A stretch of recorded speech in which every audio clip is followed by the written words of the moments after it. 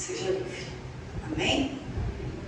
Eu vou declarar aqui, se tinha aqui alguém viciado, seja em cigarro, droga ou bebida, qualquer tipo de coisa, acabou, está sendo liberto hoje. Está sendo livre hoje. O Senhor está libertando a nossa casa. Amém? Para abra a sua Bíblia, por gentileza.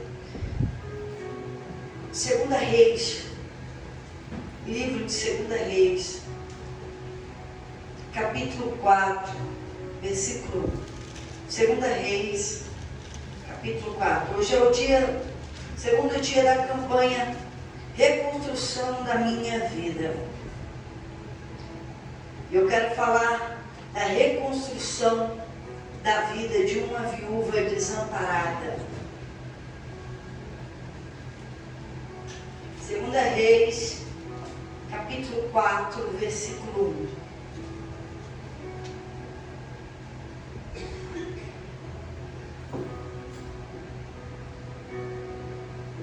Há um rio que corre do trono de Deus e vem parar aqui nesse altar. Desse altar, ele vai por toda a igreja. Ele vai limpando pessoas. Ele vai curando pessoas. Ele vai aliviando almas aflitas nesse lugar. Só de você entrar aqui, já tem algo acontecendo com você. Só de você pisar no pé aqui, Deus já está trabalhando em você para você lá fora. Só de você entrar na casa dele, ele começa a operar. Então, quando entrar aqui, entre com toda a reverência, entre com todo respeito com Deus, com todo temor, e entre realmente à espera de um milagre. Entre esperando que Deus faça na tua vida. Entre com toda a sua fé, porque esse lugar é santo, esse lugar é chamado Casa de Deus, e é aqui que o aflito encontra a solução. É aqui que quem precisa de um milagre encontra o dono do milagre. Então entra dessa forma, com o ambiente em você pronto para receber o milagre de Deus. Amém? 2 Reis, capítulo 4, versículo 1, diz assim: E uma mulher das mulheres dos filhos dos profetas clamou a Eliseu, dizendo: Meu marido, teu servo morreu, e tu sabes que o teu servo temia o Senhor, e veio o credor para levar os meus 2 filhos para serem servos. E Eliseu lhe disse: Que te hei de fazer?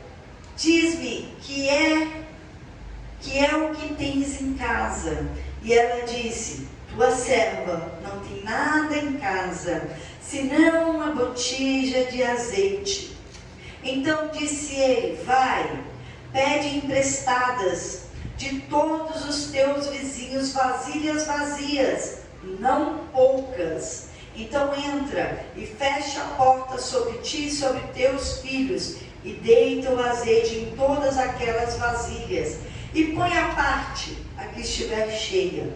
Partiu, pois, dele e fechou a porta sobre si e sobre seus filhos. E eles lhe traziam as vasilhas, e ela as enchia. E sucedeu que, cheias que foram as vasilhas, disse a seu filho: Traz-me ainda uma vasilha. Porém, ele lhe disse: Não há mais vasilha alguma. Então o azeite parou. Então veio ela e o fez saber ao homem de Deus, e disse ele: Vai, vende o azeite e paga a tua dívida, e tu e teus filhos vivei do resto. Amém? Pode se assentar, meus amados. Será que essa mulher precisava de uma reconstrução? No primeiro versículo você já vê o quadro dessa mulher, viúva. Casamento não tinha mais. O que tinha era um vazio. Gente, ela era casada com um homem de Deus. Filhos do profeta, quer dizer, ele era profeta. Não era qualquer homem, era um homem de Deus. Não era qualquer família, era um casamento abençoado por Deus. Quando é ruim, você se sente aliviada. E quando é maravilhoso, maravilhoso, você se sente despedaçada e vazia. Essa mulher, ela não perdeu qualquer casamento, ela perdeu um homem abençoado por Deus. Uma mulher viúva. E ainda diz assim: meu marido é teu servo, foi teu servo, você sabe disso. E agora o credor. O que é o credor? Ela estava com dívida. Por que o homem de Deus não paga a conta? Nada disso. Paga sim, tem compromisso, tem palavra e ele honra os compromissos sim. Mas por que o credor estava vindo? Porque ela não tinha mais o amparo de quem era o provedor da casa. E tendo um provedor não se come, tendo um provedor ou não se bebe, tendo um provedor ou não se veste. Então chegou as contas e não tinha um provedor. E o credor veio para levar os filhos dela como escravo, porque a lei dizia: se você não tem para pagar, os teus filhos trabalham até pagar a dívida. Depois os filhos são devolvidos. Essa é a lei do Código de Hammurabi, em exercício na época. Eu acho que o Código é o 117. Então, essa mulher, ela não tinha saída. Não tinha saída. O quadro dela era familiar, o casamento sem o marido, o homem de Deus, a família sem o provedor, e agora em situação difícil financeira, para não falar miserável, extremamente miserável. Eu vou explicar por quê. E ainda a ameaça: vão levar os meus filhos escravos. A dor de uma mãe com a ameaça de tirar os seus filhos, seus 2 filhos. A dor de já não ter um marido. E aí a herança que ela tem ser levada. Como assim? A única coisa que eu imagino que alentava o coração dela, além de Deus, eram os filhos. Porque a única alegria que uma mulher tinha na época é ter filhos. Ela só era valorizada por ter filhos, se tivesse filho homem. Porque se fosse filha mulher, não valia nada. Porque a cultura de Israel, daquele povo, não a do Egito, não a da Síria, não do povo ao redor. A cultura era: mulher não conta nem na genealogia. Mulher não trabalha, mulher não tem herança, mulher não tem posse, mulher não tem poder judicial, a mulher só tem poder de voto se o marido autorizar. E se ele achar que não está bom, ele anula o voto da mulher. Esse é o quadro da mulher. O que a mulher fazia? Muita coisa. Cuidava do lar, dos filhos, plantava, colhia, amassava o pão. Tudo isso a mulher em Israel fazia. Mas ela só era valorizada quando ela tinha filhos. Homem. Você pode ver que toda a Bíblia fala assim: quando Ana teve o seu Samuel, foi tirada a vergonha dela. E ela teve lá o cântico de Ana. O cântico de Ana. Então essa mulher só tinha os 2 filhos. A única coisa boa que para ela perante os homens era bom. E a ameaça de tirar, arrancar dela tudo isso. Mas ela poderia ir ao rei, falar para o rei: rei, julga a minha causa. Eu estou aflita e necessitada, eu sou viúva, eu não tenho quem seja por mim. O governo não pode ser por mim? Não, o governo é pela lei. E a lei disse que tem que tirar os filhos e dar para o credor. E a situação dessa época aqui é uma situação que era guerra. Israel e Judá unidos contra os moabitas. Então esse tempo era um tempo de fome, de pobreza extrema por causa da guerra. Então uma viúva, além de ser viúva, de não ter amparo por causa da guerra, a situação era de miséria extrema. Mas a palavra diz que eu nunca vi um justo ser desamparado, nem a sua descendência mendigar o pão. Está escrito. Eu também li na palavra, eu amo essa escritura que diz que se alguém me obedece, guarda os meus mandamentos. Eu visito milhares do futuro. O marido dela guardou um mandamento, era um profeta e morreu, e agora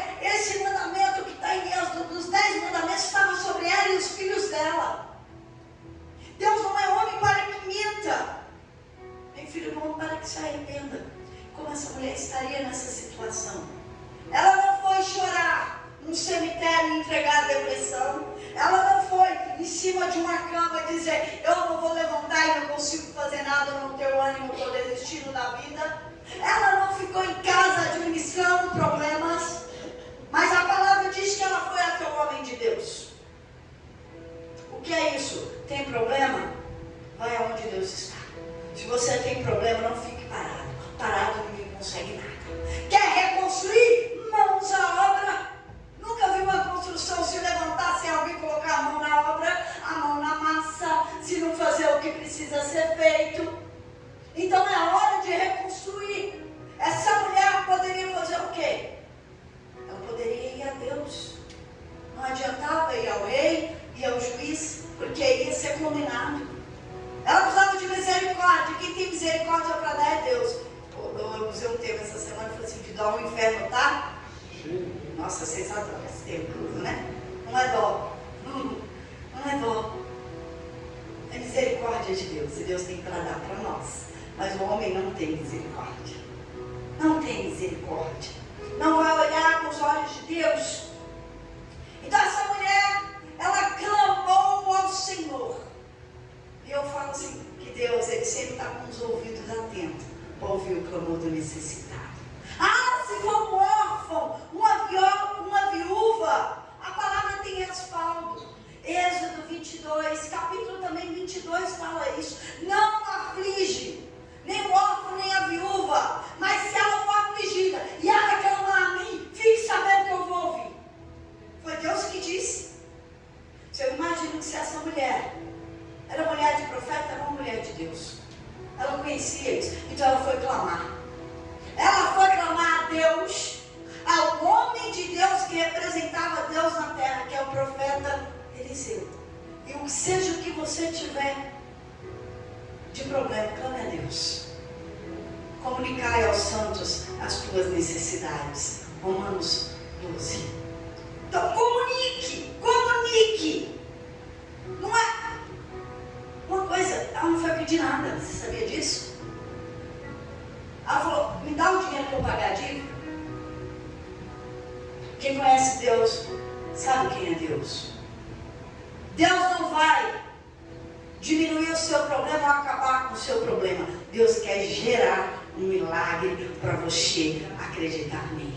Deus quer gerar milagres, o impossível para a glória do nome dele. Não espere de Deus ações humanas, espere da parte de Deus milagre que não é humano. Espere da tua fé, espere de Deus o impossível. Não espere de homem e de mulher, espere daquele que pode mudar a situação. E não é mudar temporariamente, é mudar a situação para uma vida e viver no resto, e viver toda a sua vida.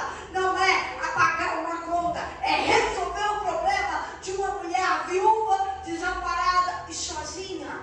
Está me entendendo? Deus não quer resolver um problema, Deus quer resolver toda a sua vida. Ele quer reconstruir tudo. Deus quer fazer todas as áreas da sua vida. Calma que eu só estou no versículo 1. Vou para o 2. Versículo 2, vamos lá. O que está aqui no 2? E Eliseu lhe disse, que te hei de fazer? Meu Deus, quando eu leio isso aqui eu me sinto. Quando as pessoas contam um problema, eu fico na minha mente. Deus, o que eu posso fazer? Eu não tenho poder. Eu não tenho nada. Me ajuda. Espírito Santo me dá uma direção. Faz alguma coisa. Por quê? Porque eu não sei o que fazer.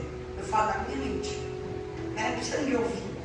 Minhas orações desesperadas para Deus. Eu imagino um profeta dizer o que ele ainda sai do culpado. O que hei de fazer?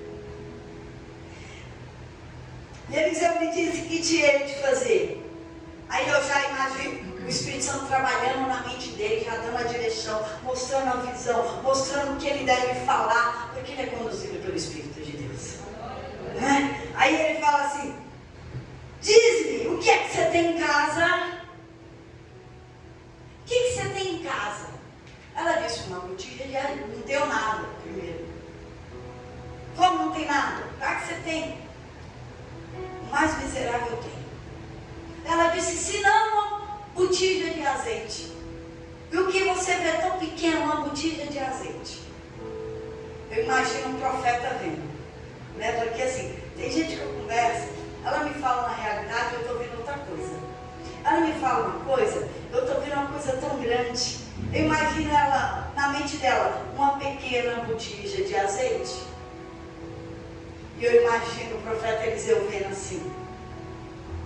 Essa é toda a provisão de Deus. É tudo o que Deus vai abençoar. É disso que Deus precisa para gerar o teu milagre. Você está vendo coisa pequena, Deus está vendo um milagre. Você está vendo uma botija pequena, Deus está vendo uma provisão grande. Você está vendo algo impossível, Deus está vendo algo para Ele, dizendo, tudo é possível se você crê que eu posso fazer. Eu imagino o profeta ali. É tudo que eu preciso da tua fé desse tamanho. Eu só preciso que você creia. Eu só preciso que você obedeça. Você tem algo bom. Algo bom.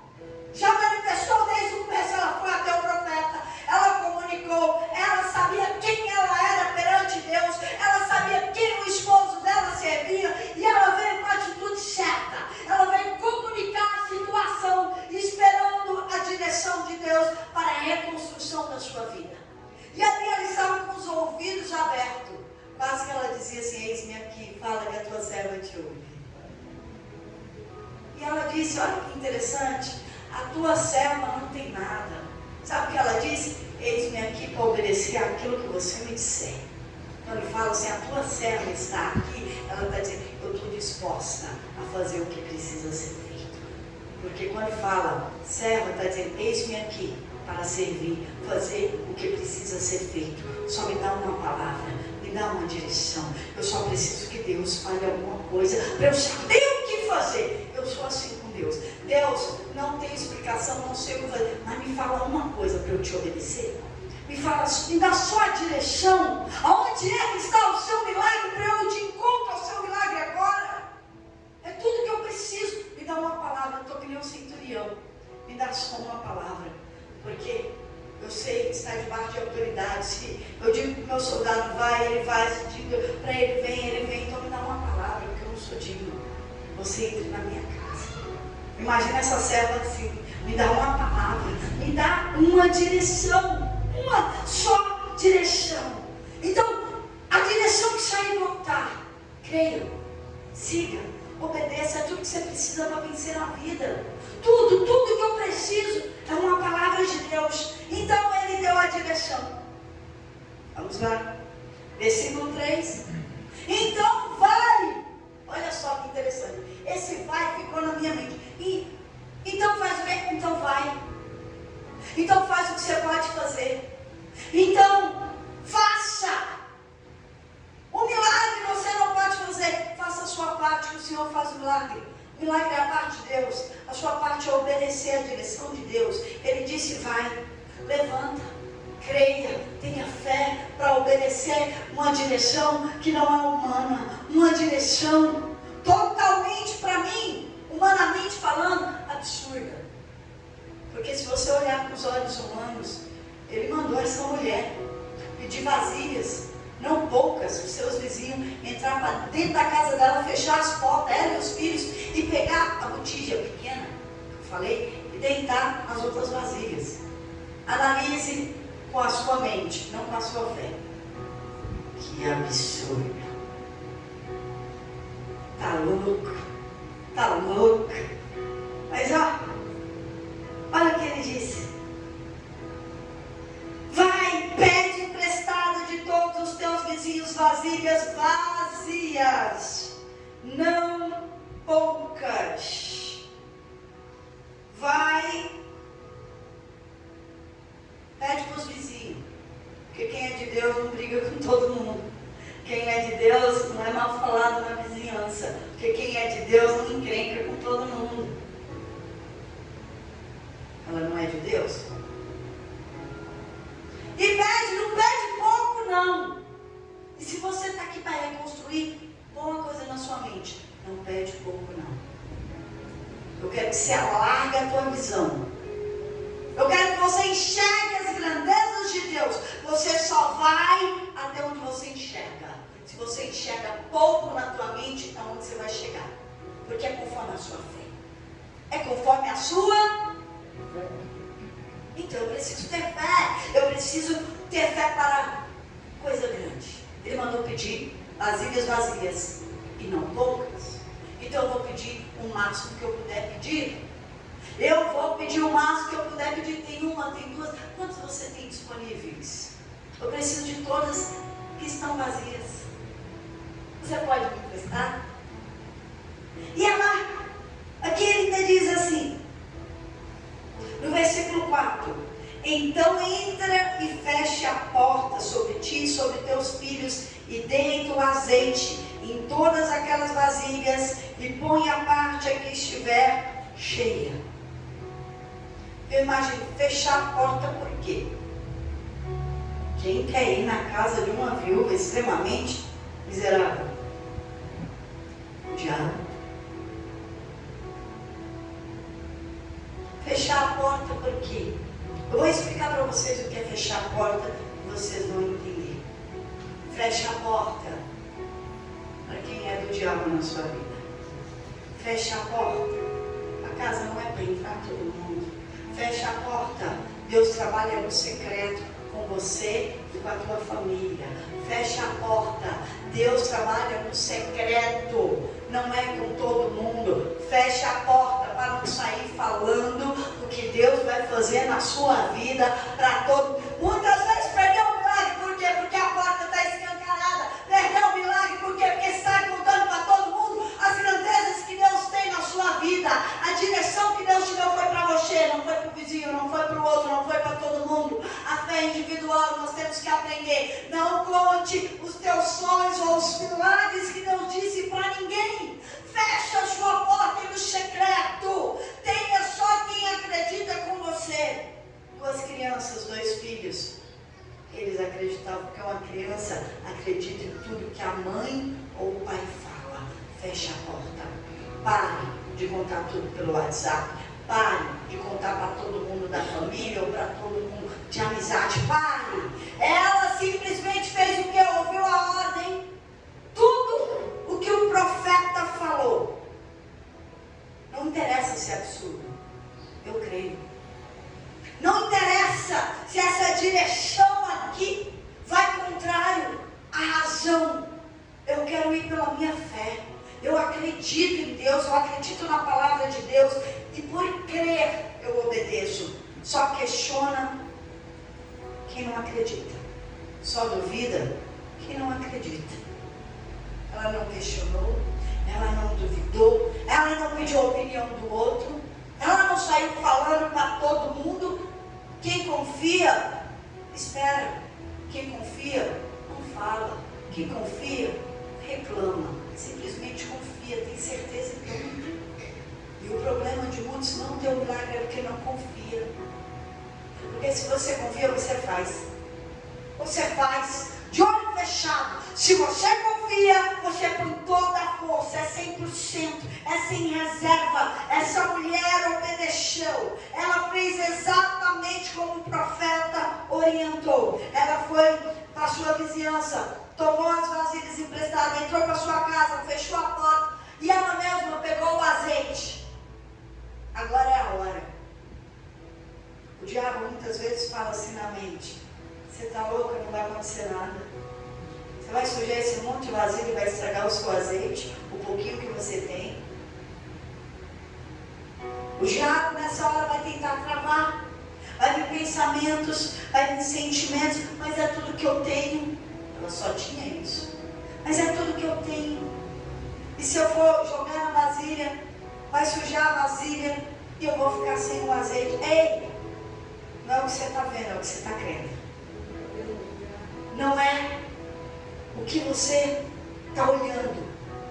É a palavra que você recebeu. É Deus que vai fazer, não é você. E se os seus olhos forem seus ímpios, fecha o olho e derrama o azeite. Não precisa ver, você precisa crer. Faça sem ver. Eu, quando algo é muito difícil, eu fecho o olho e falo: glória a Deus que eu estou confiando em ti.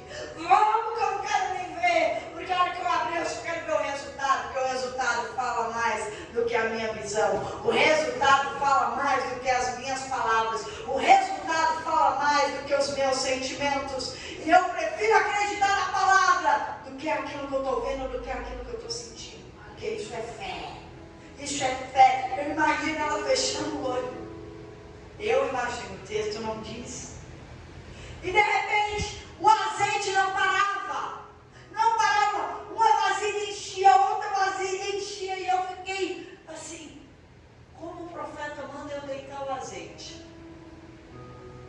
E eu consegui entender que a nossa fé, quando está dentro de nós, ela é uma fonte transbordante para milagres na nossa vida. Está dentro de nós, deita a tua fé, para que Deus jorre milagre nas tuas vidas. E o azeite não parou até acabar as vasilhas. Acabou as vasilhas, ela pediu, encheu todas, pôs a parte e falou, traz mais uma vasilha. E o menino disse assim, não temos mais vasilhas. E o azeite parou de jorrar. A Bíblia não diz acabou. Porque o que Deus faz na nossa vida, eu quero que você segure isso para a tua vida. O que Deus faz nunca acaba.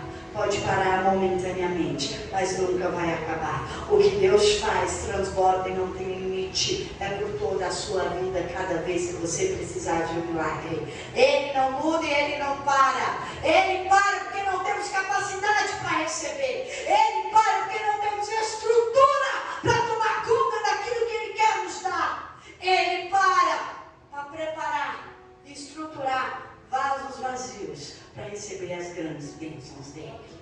Ele está preparando. Se não chegou a tua vez, vaso é para ser vazio, para ter estrutura para aguentar as bênçãos e segurar o que ele tem para te dar. Porque o que ele quer é te transformar na própria bênção, uma fonte transbordante de bênçãos nesse mundo. Ele quer dentro de você